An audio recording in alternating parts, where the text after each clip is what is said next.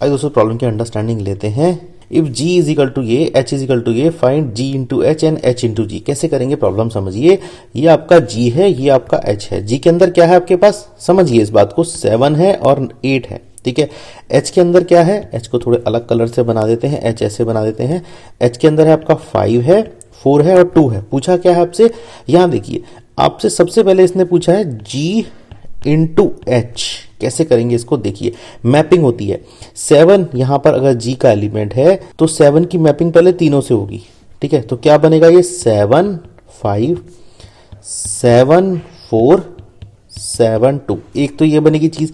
फिर 8 की मैपिंग तीनों से होगी, ठीक है ना। 8 की मैपिंग 5 से, 8 की मैपिंग 4 से, फिर 8 की मैपिंग कर दीजिए। 8 की मैपिंग कैसे होगी, 8 5 8 4 और 8 2, ठीक है ना। तो अब हम h इंटू जी करेंगे, लिख लेते हैं। यहां पर हम h इस तरफ लिखेंगे, g को हम इस तरफ लिखेंगे, ठीक है ना। थोड़ा उल्टा कर देंगे क्योंकि h इंटू जी जिस फॉर्म में लिखा उस फॉर्म में लिखेंगे।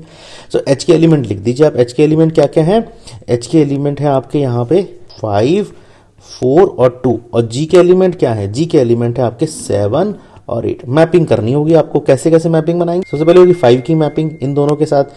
क्या बनेगा, लिख लेते हैं। देखिए ये बनने वाला है 5 7, ये बनेगा 5 8। दूसरा करते हैं 4 की मैपिंग इन दोनों के साथ, 4 7 4 8।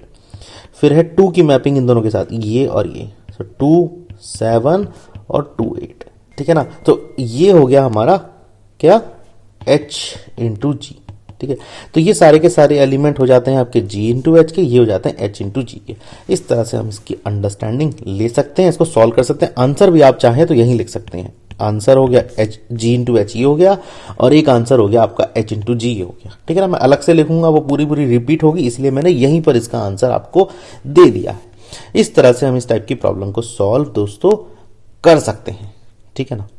तो आंसर आपका इस तरह से हो गया। और ये हम किस फॉर्म में बनाएंगे, ये क्या है, ये देखिए, ये h के अंदर जो एलिमेंट है सेट फॉर्म में है, g के अंदर भी सेट फॉर्म में है।